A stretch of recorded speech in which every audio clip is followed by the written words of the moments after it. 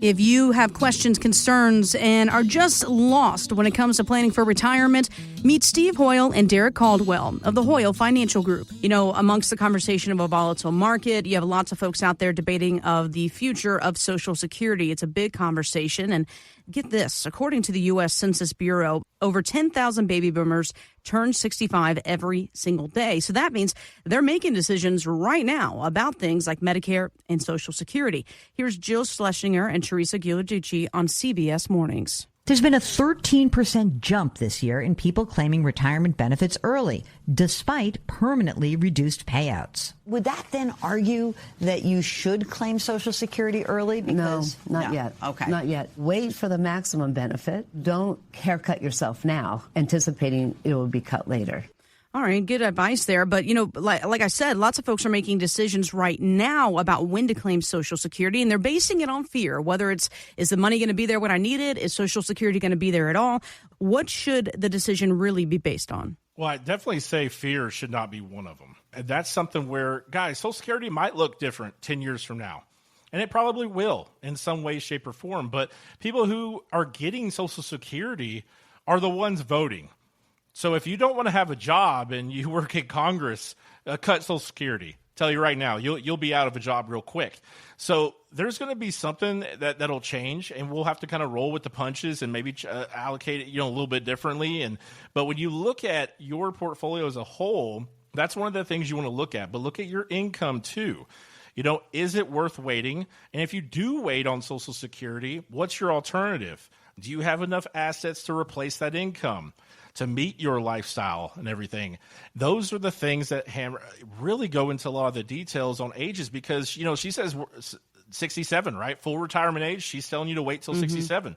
Most of the math, and when I tell you numbers don't lie, guys, most of the math, if you are retired, which means you're not going to go back to work or anything, generally that's between 64 and 67.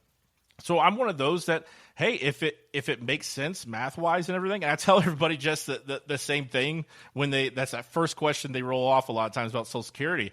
And I'm like, guys, if I knew when you were going to die, my job would be super easy. But it isn't. I got to make sure that you're good till 90, 95 years old. So let's look at your Social Security.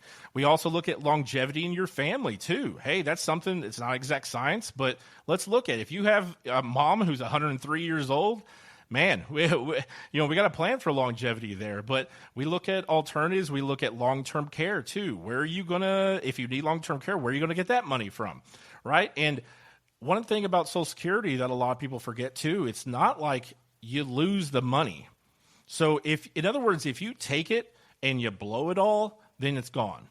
But another strategy is you take Social Security. Maybe you take it a little bit earlier. Maybe we invest that money, right? Instead of just taking it and spending it. Maybe you don't need it right now, but it fits your lifestyle. It helps you with income, but maybe you want to invest it.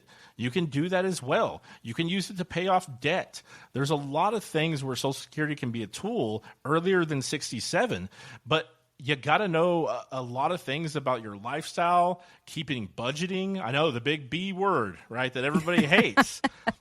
But it's all about putting your money that's really where it is, like really important to you. That's all budgeting is. It's not cutting you back and you can't see your grandkids or anything like that. It is all about putting your money where it's important to you, where your mouth is, so to speak, right? What you say is important to you.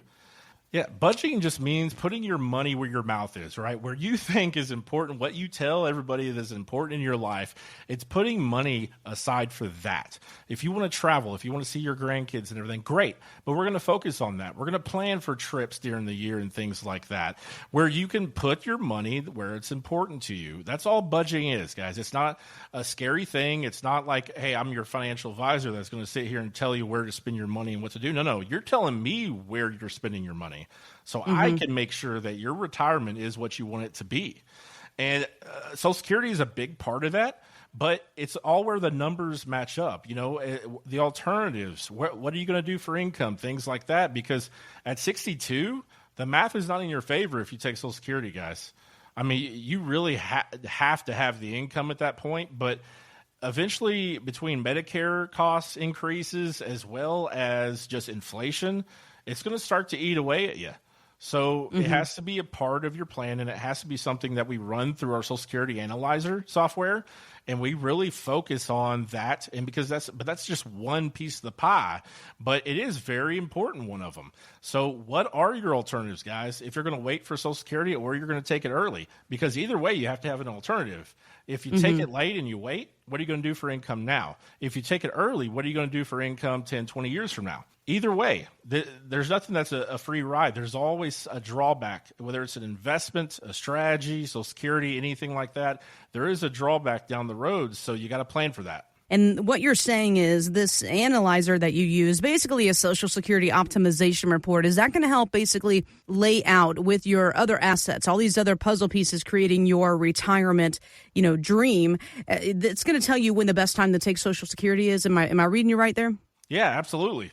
That's something that everybody wants to see, and I put pen to paper kind of thing, and it's about what the alternatives are. So, and it's really an income plan too, Jess. When we talked about income planning earlier, that's a big part of it. Hey, we're going to wait till 66.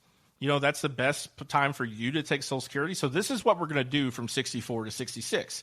We're going to take it from your, old 401k assets. We're going to take it from your annuity that has lifetime income. We're going to plan for that so you know exactly what buckets of money are going to kick on at what time, and to maximize, once again, what you have. Because we can't just pull the trigger on things and hope for the best. Hope is not a plan. A recent article from Bankrate.com called the Roth IRA the MVP of retirement savings. It talked about the after-tax contributions and tax-free withdrawals. However, the Roth has limitations. The amount you can contribute declines, and it's eventually just eliminated at a certain level of income. And the money has to sit there for 5 years before you can access it. So, Derrick, how can you work around these limitations and make a Roth the retirement MVP? Yeah, it goes with proper planning. This is something with that 5-year window with Roth, guys, that everybody needs to be aware of, and the tax consequences when you do conversions and things like that. But one of the most effective strategies there is just obviously doing Roth conversions. And guys, that's where you take your IRA or 401k money, you pay the taxes right now, right? And you then put those funds into a Roth. So it's just kind of a Roth conversion rollover, for instance. And then after that 5-year period, everything that's earned up until from day one up until then, or 20 years in the future, is all tax-free. It's also something that can be inherited tax-free as well. So when we look at Roth conversions and Roth IRAs and everything like that, tax-free sounds super excellent, right? Everybody's like, yeah, I want that tax-free money, right? If I would tell you if I want pre-tax or tax-free, right, you're going to say tax-free. But you have to understand that you're paying those taxes up front. And what we're looking at when we do the calculations on that is if taxes go up, which if you're a betting person, you're going to put that in the future, taxes are going to go up. We just saw this big, beautiful bill. Am I saying that right? Just that. The big, beautiful bill that President Trump is, going to sign in, yeah. Yeah, say that 10 times fast, right? It's could have gone with a better word, but anyway. So yeah, there's some great things in there, but it's going to cost. It's going to add to our deficit, clearly. And how do we pay for the deficit, everybody? Say it with me. Yeah, raise taxes. Your hand. Yeah. Yep, raise it because you're the one paying it. So the money has to come from somewhere. So once again, taxes are going to at some point go up.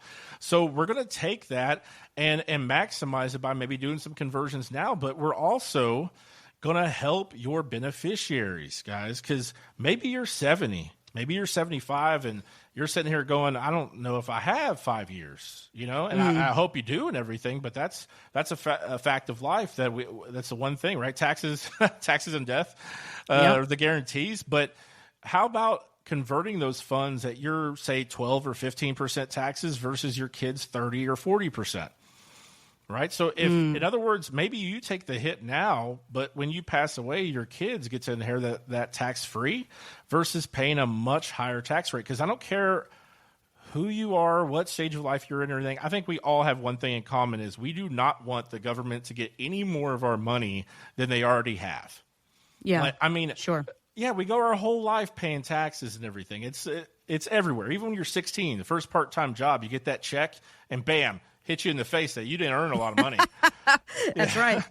Uncle Sam's there with his hand out. Yeah. So these Roth conversions can be a huge MVP, and these Roth funds and everything, but they have to be done in a very specific way.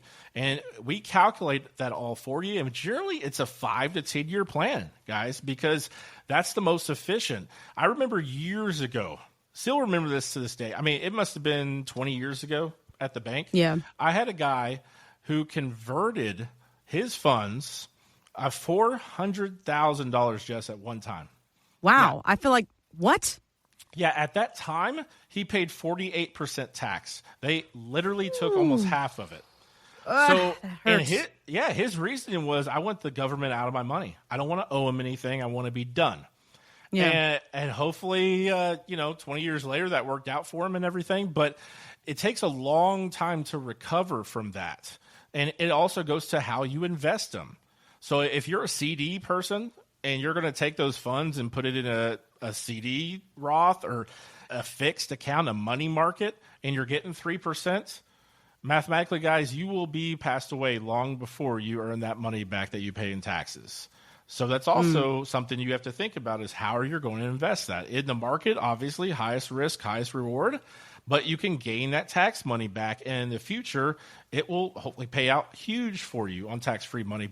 So in other words, how much you do conversions for, or how much you put into a Roth IRA are very important. How you invest it, what's your time frame for needing those funds? Because as you mentioned, right, Jess, limitations, right? Sure. If you take it out within that 5-year period, you didn't do anything. I mean, you're paying taxes twice, really, when capital gains and everything. So there's a lot of different things there that we look at for Roths, but they can be. And I urge anybody who's 20, 30 years old to have a Roth IRA, to put money aside. If you have your 401k, ask your 401k company too. Do you have a Roth option? Because you can contribute to that every year. And I promise you, 20, 30 years down the road, it'll be a fantastic tool for you. But since we're mostly talking about retirees and everything, it's a lot more complicated with that, just like anything with retirees, right? Medicare, anything like that, right? It's not easy. And that's why somebody partners with me on these things, because you're very good at what you do at your job, and so am I, right? If I need a plumber to do something in my house, I don't do it and hope for the best. I call a plumber to get it done. And that's what you're doing when you call us today. You're getting somebody with years and years of experience in doing the retirement game for you. Now, Derrick, you know as much as I do, right? You're married, you have kids. I'm married, I have kids. There's a million things to do.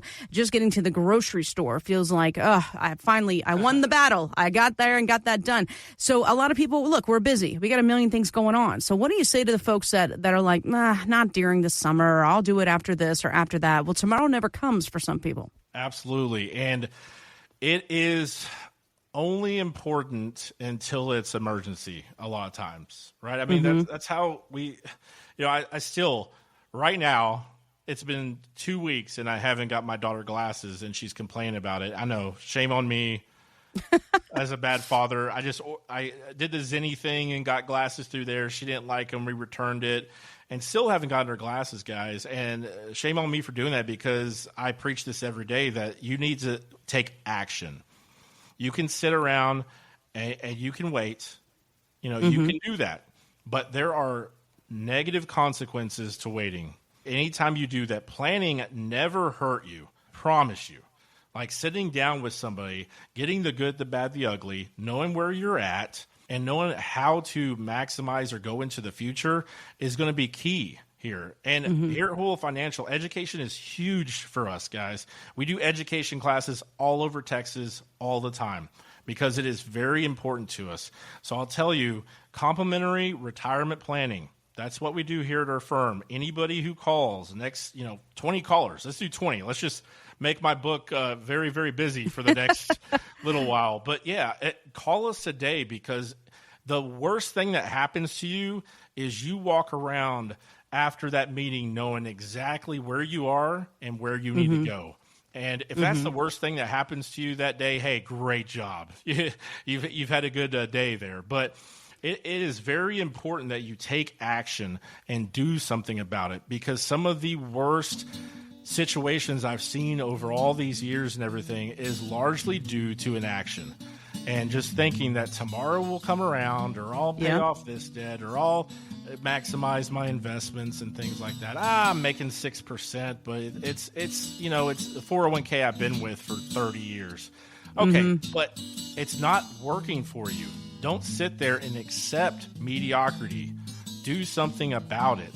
Absolutely. If you'd like to sit down with Steve and Derrick or a member of the Hoyle Financial Group, visit retiretexasstyle.com. Investment advice offered through Hoyle Wealth Management, a Texas-registered investment advisor able to provide investment advice in states where it's registered, exempt, or excluded from registration. Content contained herein should not be construed as an offer or solicitation for investment advice or for the purchase or sale of any security, insurance, or other investment product. Investments involve the risk of loss, including possible loss of principal. Please consult with a qualified financial, tax, accounting, or legal professional before implementing any ideas or strategies discussed here. Content provided is obtained from sources believed to be reliable but cannot be guaranteed as to its accuracy or completeness. By contacting us, you may be provided with information about insurance products, including annuities offered through Steve Hoyle, Texas Insurance License 716036. Annuity guarantees rely on the financial strength and claims-paying ability of the issuing insurance company. Read your contract for restrictions, limitations, or penalties. Steve Hoyle is not licensed in all 50 states. To find out if Steve Hoyle is licensed in your state, please call 806-371-9473.